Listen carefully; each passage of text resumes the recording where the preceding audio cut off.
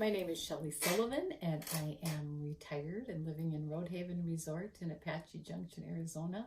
I teach classes to people in our community, and one of the classes that we taught was getting your ducks in a row. Some of our people had to go home early, and we had to cancel a couple classes, so I said I would put my video on YouTube and see if they would like to listen to it. So, getting your ducks in a row. I got to tell you why this is important. Someone came into the computer lab and he had his laptop under his arm and he said his wife paid all the bills and he didn't have any clue where anything was. And I looked at him and I thought, that could be my husband. Yeah, I pay all the bills and I don't think he has a clue as to where most things are. The world is changing. A lot of us do a lot of things online, and we need to make sure that our loved ones have what they need to pay our bills and to finish up all of our stuff. So the other thing is that we want to put in our, we take care of our emergency contacts, and we want to let them know what they need to do if something does happen to us. So let's get started. The first decision you have to make is, how are you going to put this all together? This is your choice, whatever you're comfortable with as far as security goes of your stuff. You could put it on note cards. Every item we talk about could be a different note card, and then you could maybe put them on a copy machine, and you could copy them all off and hand them to your son or to a daughter, whoever, friend, a spouse, who's ever in charge of what is going to happen. You could email them. You could do a Word document and type it out, and then you could put it either on a flash drive or hand in the flash drive or send it in an email. The absolute best thing to do would be to put all of this information in the cloud. OneDrive has what's called a personal vault. It's free. It's absolutely guaranteed safe. You could give the information on how to get into that vault into the person that you designate, and they would have copies of everything, and that would be at their fingertips all the time. So what you choose to do is your own. I'm going to make a really big disclaimer here and say that in our park we have at least 2 to 3 countries, as well as probably 20 of the 50 states. So everyone's laws are different. So I don't want you to take anything that I have to say as a legal guideline here. You're going to want to check out your own stuff. But we are just the stuff we're talking about doesn't need the legalities, but you'll have to always remember to apply that to what you're doing. Passwords. I want to talk a minute about a password, and I want to give you just a suggestion for your passwords. Most of us are carrying around a little book, or we're carrying around little note cards, or we have it in our phone, or we have it somewhere. And passwords are getting to be out of control and a little confusing. So I want you to consider something that my son-in-law told me about that I thought was such a great idea. Come up with your own password code. I'm going to give you an example of a code. This isn't my code, and it doesn't have to be your code, but just think these components. If you take, this is a password right here. It looks like you could never remember it, but every place that you go in, every website, you're supposed to have a different password for.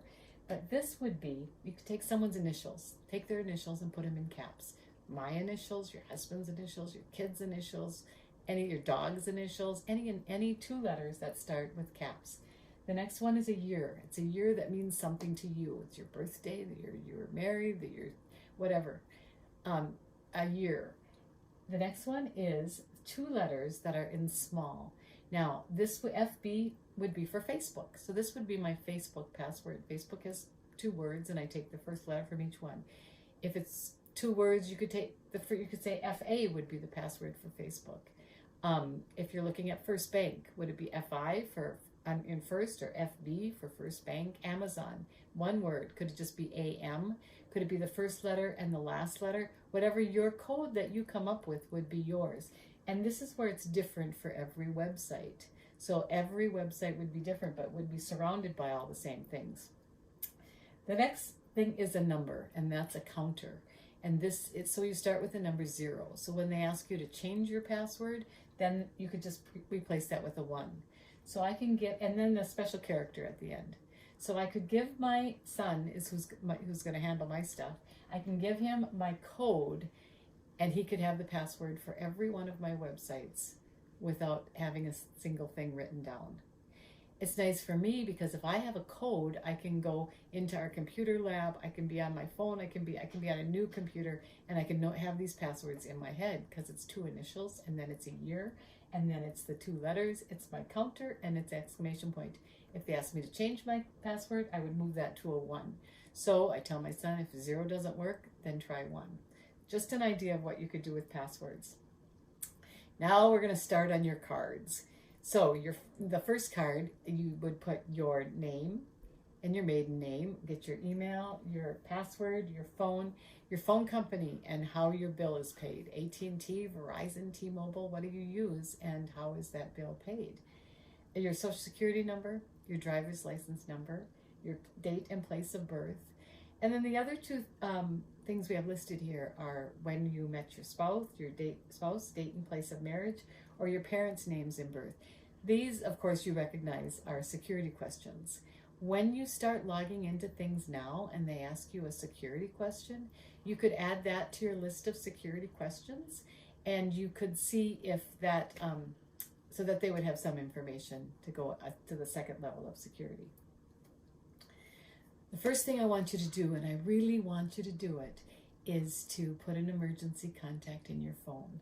I don't know if you're aware of this, but on your locked phone, every EMT is trained to go in and find your 1 or 2 or your emergency contacts that you have chosen. They can't get into all of your contacts. They can't get into your phone, but by pressing 2 keys, they can get into your emergency contact. If you don't lock your phone, then they can get into your contacts, and so this wouldn't apply to you. But if you lock your phone, this would be on an iPhone, and I'm going to tell you quick how to do it. First, you have to find the app that has a heart on it, and it says health underneath it. You can't delete it. So if you have an iPhone, you have this app. You just might have to take a little while to look at it. You're not real sure. Probably never checked it before. But you go into that. You might have to answer a couple of questions before you get to the summary. When you get to the summary page, you click your picture, or there's numbers or letters, or your initials are right there. You click that, and you end up with your page. On your page, you go to medical ID, and there's an arrow to the right. If you're on that medical ID page and you scroll down, it will say enter emergency contact, and that's what you need to do, so that if something happens to you in a store alongside the road, even if they have your driver's license, it takes them a while to figure out where you are now. All the people in my community, retirement community, we have licenses from another part of the country, and it takes a while to figure out who and how they find you, and this emergency contact could save your life. Okay, so put in your emergency contact. That's on an iPhone. If you have an Android phone, it's equally as easy. On a locked screen, your screen has to be locked, you slide up from the bottom, and you end up with a little button here called emergency call. If you hit that button, it's not going to make an emergency call. So you hit that button, you tap on to add contacts, and then you hit edit up there, and it will say add member. And you can add from your contacts. You can add a person, and you identify them if it's your spouse or your child or whoever it is, and that is who they will call. If something happens to you, that's the number that they will press, okay? If you don't get it from these 2 slides, go to google.com and say how to add an emergency number. If you have an iPhone 7 or something and it looks different than this, be sure you go in and get that emergency contact in. That's very important. Next, this is going to be, I have a green check in the corner here.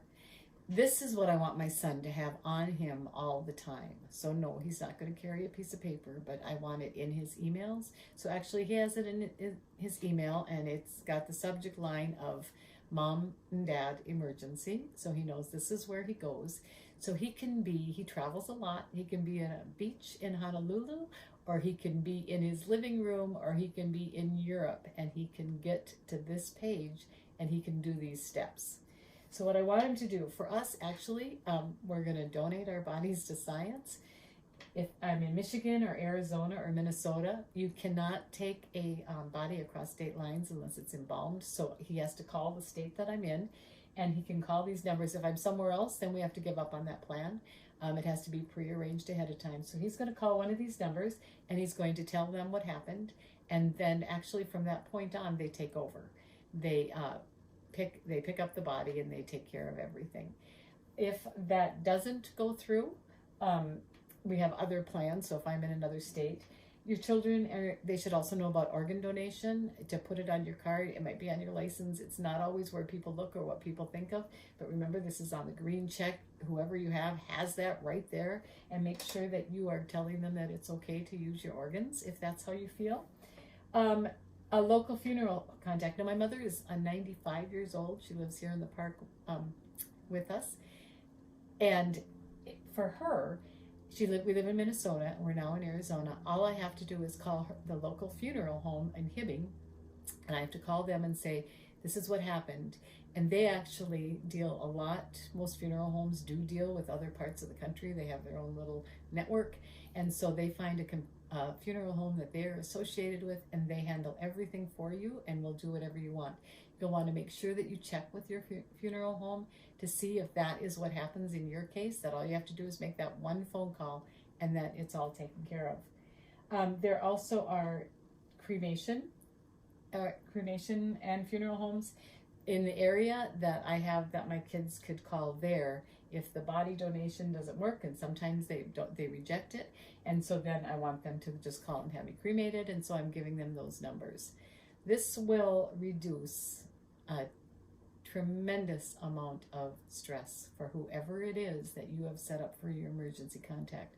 It's a lot to ask, and if you have these spelled out to them, you've suddenly made it really easy for them to what it would be just an undaunting topic. It's hard enough to think what you would do when you have all, what would I do when you've got time, and then when you're under the pressure and someone has just kicked you in the stomach and you're upset and not even all here to make these steps, this will make it really easy for them. Next, I have my green check, so my son is not done yet. I want him to make some phone calls. Almost all of us know of that one relative that never got called when someone died 30 years ago and they still remember. There's some people that deserve a phone call in my mind, and I want my family members to receive a phone call. So I list all of my family members. I say, if you can't reach the top one, go to the one in and tell them, and they'll let them know. My list is long. I've got 5 sisters, and my husband has as many. And so they're going to have to make a lot of phone calls. I said, I don't care if they call someone and say, hey, will you call these 2 people? That's fine. Just so he verbally gets everybody on my list taken care of, okay? I also have some close friends on that list. It's important that we keep this list up to date. We had a list for my dad years ago, and my sister was tasked with calling these people, and many of them were no longer around, and it's embarrassing calling someone and then you hear her say, oh, and when did he pass away? Because we didn't know these people that were out of town. And if you're in a retirement community in Arizona, you have friends around the country, and so you want to make sure that your close friends are called, okay? The next thing is Facebook and social media. Facebook, and I also want this done. Facebook has a plan for when people members of Facebook, something happens to them. Their plan is, it's called a legacy. If you click the triangle right up on the Facebook homepage, and the settings will drop down, and they actually have something called memorialization settings. Or if you put legacy in the search engine, you'll get this page too. Memorialization settings. You can choose someone to look after your account after you pass away. It lists the things they'll be able to do. I actually had picked my daughter, because we all know daughters are way better at this than sons, right? And so I have her, and so, but I will tell you that as soon as you pick her, she gets an email that looks like it's from you that says that you are her legacy contact, and I probably should have told her, because she's should I know something? And so you want to let them know that you have labeled them, and then they get an email saying what the procedure is for it. what this does is it makes it, when you remember, if you've ever had to deal with this and with an immediate family member, there are the phone calls that you have to make, and then then you decide when something's going to be a service of some kind, and then you have to make all these phone calls again, and you have to do all of this again.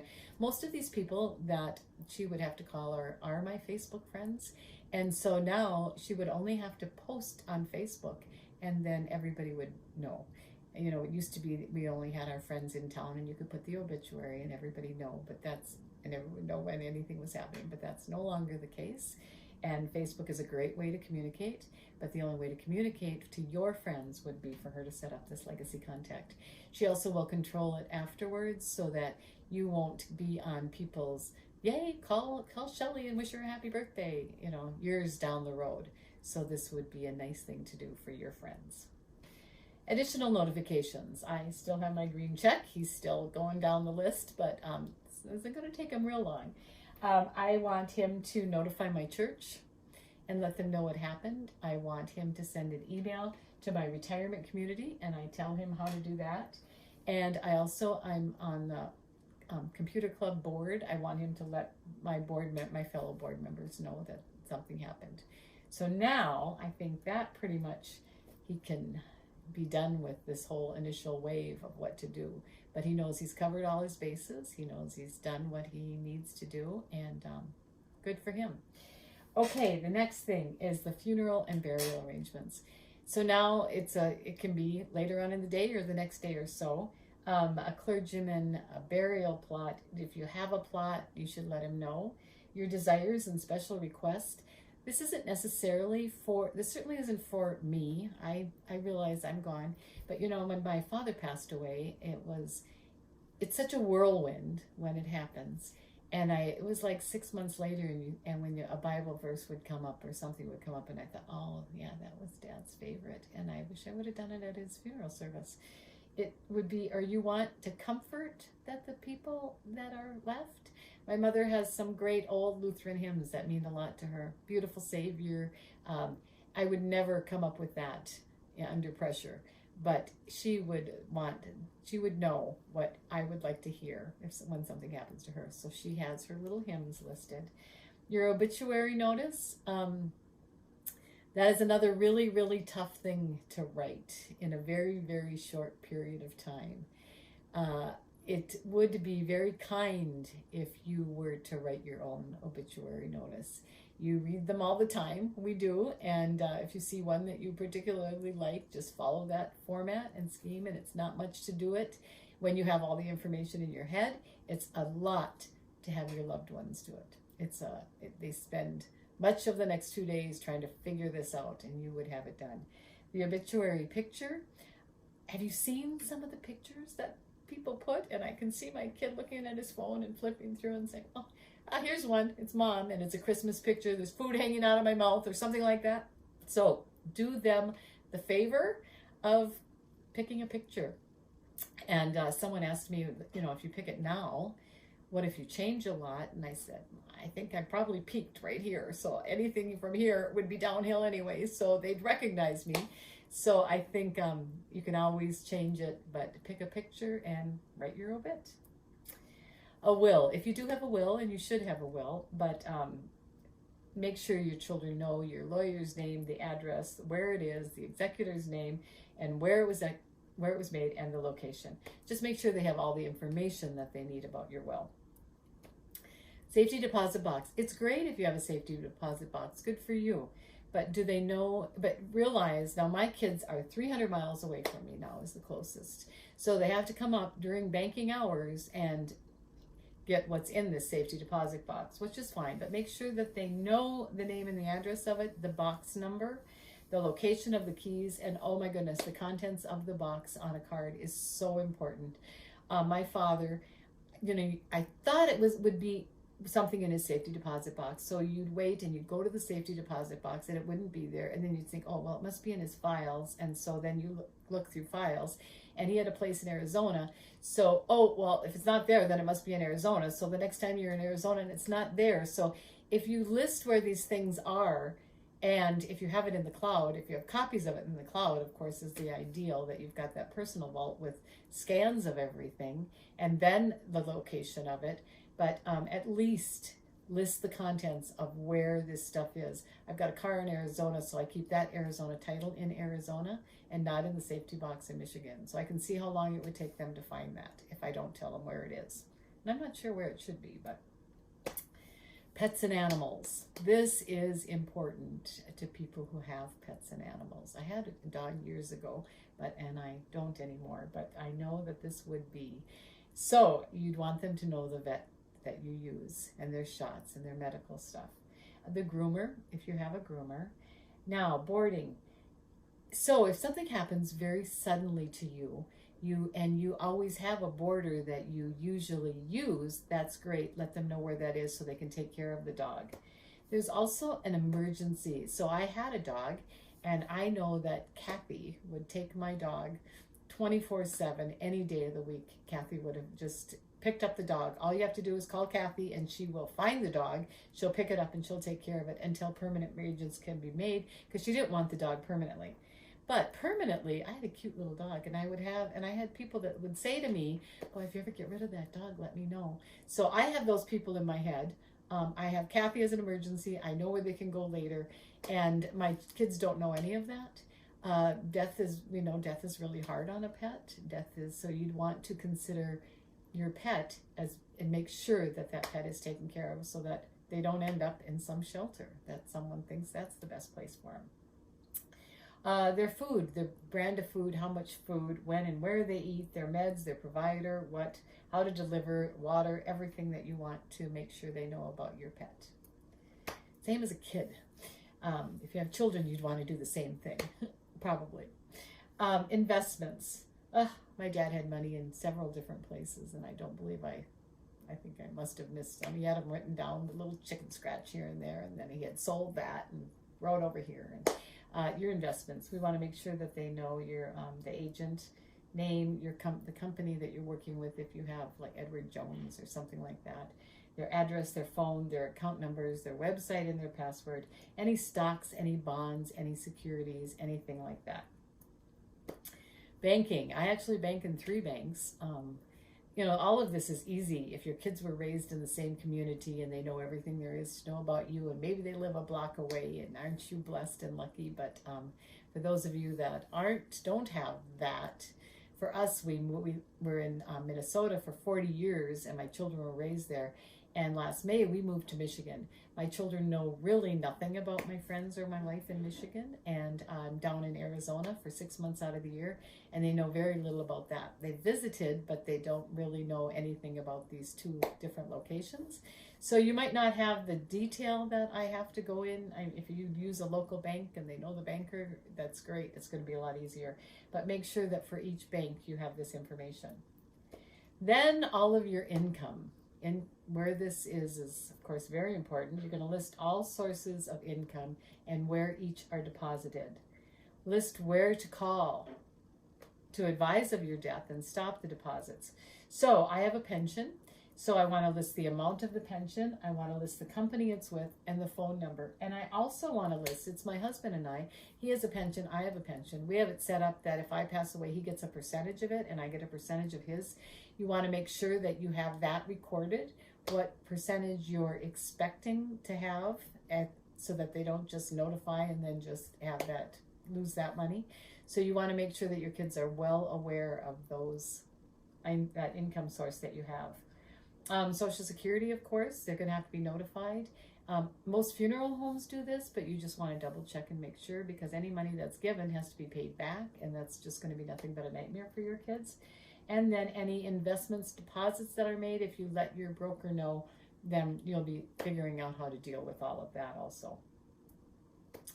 Banking. Now this is where all my auto payments come in, that I pay everything online, and that's fine, but they have to know where it's coming out of and how much it is, and to make sure that enough money stays in there, or that stuff is canceled. Those auto payments are canceled if it's services they don't want anymore. I've just listed mine here because I think that'll help you jar your memory as to what. Go through your statements, go through your stuff and see what your auto payments are. If you've got your credit cards on auto payment, whatever you have, your phone bill, any internet services that you have, your utilities, you want to make sure that utilities continue to be paid if they need to be, and any donations that automatically come out of any of your accounts. Tax documents. Oh my gosh. So my father passed away in November. Who you have to do taxes. Someone's going to have to fill out those taxes for the next year. It's hard enough doing your own, let alone doing someone else's. So we want, if you have an accountant, name and address and phone number, that's great. You can just drop the stuff off and they'll handle it one more year. If you don't, if you're online and use TaxAct or TurboTax, give them the website and the password for that, because that will make it so much easier come tax time for them. Credit cards. It's really nice for you to have this for yourself, like starting today for your credit cards. Certainly, some of us have learned this the hard way. My mother has lost her credit card about 4 times, and I think I would have caught on, but no, I didn't catch on after the first time. But she lost it, and it says you're supposed to call and call the number on the back of the card, and you don't have the card. So this is a great time to list your credit cards and either photocopy the front and the back or write it out on your little card, however you want to do it. But you want to have your card and the card number and the expiration date and the little 3-digit, 4-digit security number on the front or on the back, and the 800 number where you call, whether it's lost or stolen. So do that with all of the cards in your wallet, and you will be ready in case something happens to you. The next thing is, think of any other money you have someplace else that's might not be in dollars and cents. I have a Sky Miles account, I have a Hilton Honors account, I have an American Airlines account, and I have an IHG, which is another hotel account. If you have miles or points or whatever it is on any of these cards, you're going to want to let your kids know. What I am planning on doing is letting my children just spend down those cards. If they have the website and the password, they can go on and just book a ticket, and they put it in anyone's name or book a hotel night or do that, and then they can make use of those points so that you don't just lose them. Don't forget any miscellaneous accounts. I have a health savings account that has money in it that I want to make sure that they don't miss that. And silver sneakers. With my Medicare supplement policy that I pay for, I have a silver sneakers benefit that I can go to silver sneakers for free. With that silver sneakers benefit, they have a college tuition program that I don't know if you're aware of it or not, but if you go so many times a week or so many times a month, I'm not going to quote it because I don't know what your deal is, but they will set aside money for a grandchild to go to college. There's a lot of ifs and everything along with it, but if you make use of that program, check yours out and see if you do have that opportunity with your silver sneakers, and then make sure that your family knows about it. Otherwise, that money is lost. Life insurance, of course, the name of the insurance company, the policy number, the account numbers, everything that you have to do with your life insurance. Next is insurance. All of your insurances for your car, for your home. If you have more than one home, if you have any boats, any toys that you have on insurance, make sure all of your insurance policies are listed. We want the policy with the expiration date, the website, the password, and also we want to make sure that those titles and everything, we'll talk more about our little document box later, but make sure that we have all the necessary things to back that up. And this would also include your vehicles and your titles. Make sure they have the VIN number, the year and the make of the car, and the license plates. So I have a car in Arizona and I have a car in Michigan. And so I tell them that this is the license plate. I got tabs in January 2020 and they're due every 2 years. So make sure that they have that information. So when they come down, they might not have to rent a car. If your car is insured and it's got good plates on it, then that's the car that they'll want to use.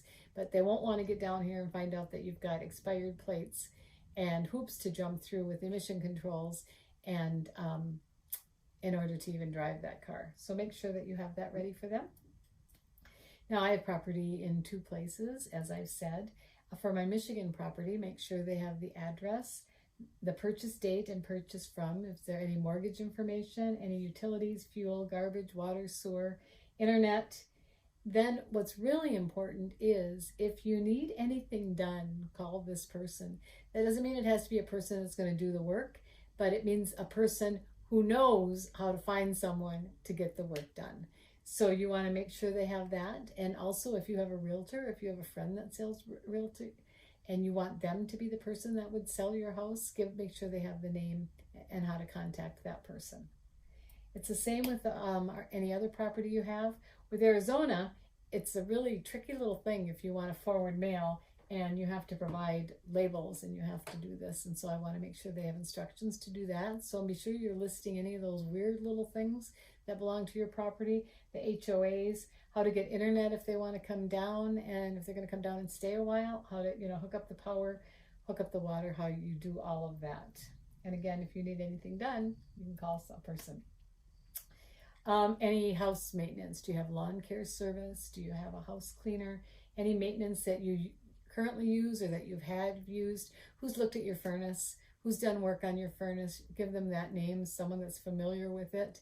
Give them the name of any lawn care, if you have anyone that comes in and does anything at all, or who they could call if they do need that service done.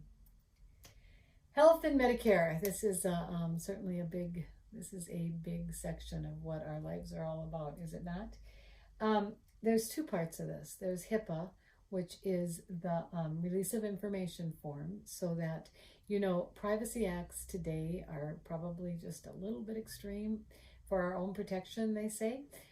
So if anyone wants to call on your behalf, you have to make sure that their name is listed. I went to the dentist just last month, and when I was at the dentist's office, I said, I want to just set up do you have the form so I can get release of information for someone else? And they said, oh yeah, we'll just take her name. And so I gave them the name of my daughter, and so she's going to be able to call there anytime. And I was thinking, dental, what's the big deal about dental? But my mother just went through a big thing with her false teeth, and I had all 5 of the girls on there, and I think all 5 of them called. Different ones take them to different appointments at different times. Someone calls to get a couple of questions answered. Make sure that is set up for you in case you have an accident or in case whatever happens, that they can talk to a doctor. Your dental, your vision, your health care. If you have a broker, any prescriptions you've had, and your Medicare numbers, just take a copy of all of those cards that you have, the front and the back, and have all the copies of all those cards. If there's bills to pay later, if there's questions on the insurance, all the numbers are there. Everything is there for them if they need it. Doctors, be sure you're listing your doctors in both places. It's the doctor, the phone, so make sure that you have a living will on file. Living wills are not very fun to fill out, and they're not very fun to do, but it's a lot less fun for your loved ones to try to guess and see what it was you would have wanted. It's where a lot of family divisions come in, a lot of hard feelings. So I have one child that would definitely keep me plugged into whatever she could plug me into until Jesus comes again, and she would be happy. I would just be always there. And I have a son who, when he was young, he had a little dog, and his little dog got old, and he couldn't make it up the stairs anymore. He was in a lot of pain. He was in a lot, you could just tell it was time. I called my son over to the base of the stairs, and I said, look, honey, he can't even make it up the stairs without hurting so much. I think it's time. And so then when I had surgery and I came home from surgery, he said, Mom, come here. And he called me over to the base of the stairs and said, can you make it up the stairs? So I'm not sure he's the one that I'd want to have in charge either. So make sure that you have a good long conversation with your kids. Not an easy thing to do, but make sure they know how you feel, because you don't want them to feel guilty for the rest of their lives for decisions that they're going to have to make when that's kind of what you would have wanted them to do. So make sure you do that. Get that living will on file. Living wills and the HIPAA form, release of information, both of those you can find online, but a lot of medical people want you to use theirs in their format. So this doesn't have to be done all today. It just means that the next time you go to the doctor, make sure you have the forms there that you need so that you can fill them out and bring them back. And then you'll be all set. Medications and your entire medical diary. This really is another thing that needs to be done. I want that emergency number of the phone, but then this is the next big thing. Start a medical journal. Either do it in a notebook or do it in a 3-ring binder, but make sure every time you go to the doctor, you list where you went, what it was for, and what the results was. I went to the doctor last summer. It was, like 6 months ago. And I went several times and I was on different medications. I could not recall a single bit of that. And if this problem comes up again, wouldn't it be nice to know, oh, last time, yeah, she tried this and then this worked. And you've got that, especially if you have if you have more than one child that is going to be looking, maybe someone's going to take you to the doctor here and someone there, and they all just keep adding to that medical book. Got to be kind of a thick book for my dad, but I feel like it really saved his life and certainly everybody's sanity, because we all had the doses and we all had everything written down of exactly what he did. So start your medical journal when you're healthy. Don't wait until you're sick before you do it, and get started on that. Social media accounts. Now, we went through the Facebook account, but go through that stack of passwords that we talked about and all those websites. Go through each website and think to yourself, is this something they would need? Is this something that would be helpful to them? And so she probably doesn't need your JCPenney online ordering information, or your Target or your Walmart. But if you go through the whole stack, you might find 1 or 2 things in there that you might say, oh, they might need this. And then that'll jar your memory. So do that. Valuable items. Oh, this is a big one. I have no valuable items, so it was an easy one for me. But my dad had a gun, and it was a hunting gun, and it was even not really straight. It even curved. So is that gun old and really, really valuable, or is it really a piece of junk, or what is it really? And it took me far too long to decide that it really was just a piece of junk, and no wonder he didn't shoot a deer. It was curved. But anything that you have that you know of that has any value, we would want to identify that and make sure that they know, so that they're not, a piece of artwork especially, I don't know the difference between something that was picked up at Goodwill and something that you paid in an art gallery for. I could not tell by looking at it. If it has value, take a picture of it and then just let them know what you paid for it. File that somewhere so that they have that information, and at least it gives them something to go on, and just think of the time that will save them if you do that. There's also a sentimental value items that you would also want to identify. Distribution of property. If you have anything that you want anyone to have, and this is where the mother's rings and jewelry and stuff like that comes in. A lady shared a story about having 2 sapphire necklaces, and one was to go to the daughter and one was to go to the granddaughter. And so they looked at him and said, here, and then they had him appraised, and the granddaughter got one that was quite valuable, and the daughter got one that wasn't very valuable. And as soon as they realized it, they switched right away. But there's some families that wouldn't be so willing to make that switch, and you'd want to make sure that you identified exactly who got what, especially if there was any value for anything. Other household items that you have to be donated. I don't think any of us believe that our children are going to have a rummage sale and sell all of our plates for 10 cents a piece and split up whatever they get from it, unless you have valuable things. Maybe there's some things that you could sell on Facebook Marketplace or some larger furniture items like that. That's great. But where do you want all of the other stuff to go? If you have a heart for certain places, ours is St. Vincent de Paul in our town, and they actually would come in and box up stuff for you. So that's a great service that they offer, but there's places around that you might want your things to go to, and know that they're going to a really good home and someone that needs them. We are the generation of having too much junk, and the generation below us is getting to be more minimalist and more less stuff that they want. And I think just be realistic about what's going to happen to all of your things. Obituary. If you don't want to write out your own obituary, as I strongly suggest, please give them the information of what they will need for the obituary. And this just gives you a little bit of an idea of just list out the year they were born, graduated from high school, the year you were married. dates in your life, companies you've worked for, the things that you see in obituaries. Just go through and list yours out to make that really easy for them. Especially years, because they want, when you see an obituary, you wonder, was that the one that worked with me here? And then it's easy to tell. Do those things for your kids. So documents to complete. We want you to, if you have a last will and testament, if you have a trust, if you have a healthcare power of attorney, if your living will, we definitely want, and those release of informations we want. So make sure that you have completed what you need to complete. And then documents you should have on hand. A safety deposit box is a great thing to have if that's where you want to put everything. You can put it, there's nothing really of value here. If you had a fireproof safe, it would be perfectly safe in your house, just as long as they know where it is. Again, listing the contents of all of those documents would be really good, as would scanning them and putting them in the cloud would also be really good.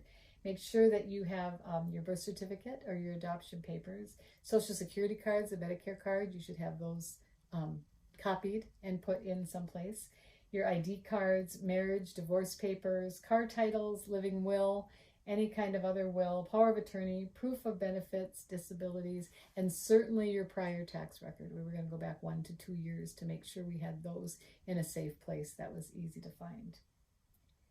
Now, this 2-level security that makes it kind of difficult to get to your websites. Even if you have the password, it often will want to send you a text, then you can verify the code. There's a couple of things you can do, or else pick the security questions. We talked about maybe going through some security questions and writing those out. If you're logging in now and they want to send you a code, you can right then go into that website and add another phone number. So you could maybe add a kid's phone number in there, so that if they were going into your account, had the password and the website, that they could then get your they could send themselves the code and get into your website. So that's something to consider. Joint accounts are certainly something to consider. I am joint on my mother's account. Someone from Canada shared in one of our sessions that they were on joint with their father, and they went to the bank to tell them that, to let them know that their father had passed away. So he went in and said, I want to let you know that my dad passed away, and I want to get all of his accounts squared away.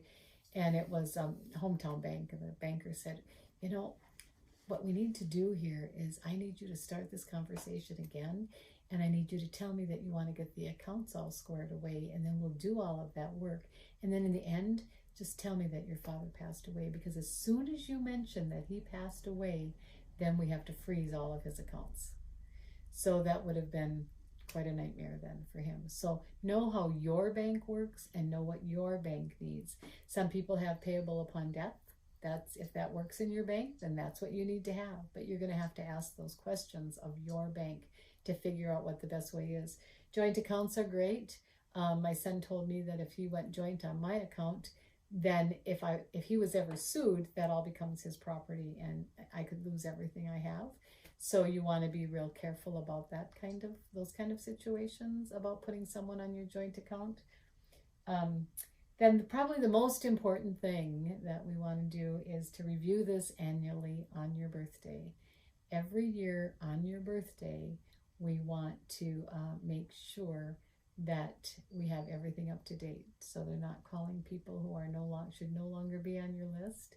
And it'll just take you not long at all to just zip through everything and update the car insurance and update the dates and update a few things like that. So be sure you do that on your birthday. Have that be the birthday present you give to your family. That wraps it up. If you do all this, you will have your ducks in a row. I wish you luck. I hope everything goes well for you. Thanks. So clicking.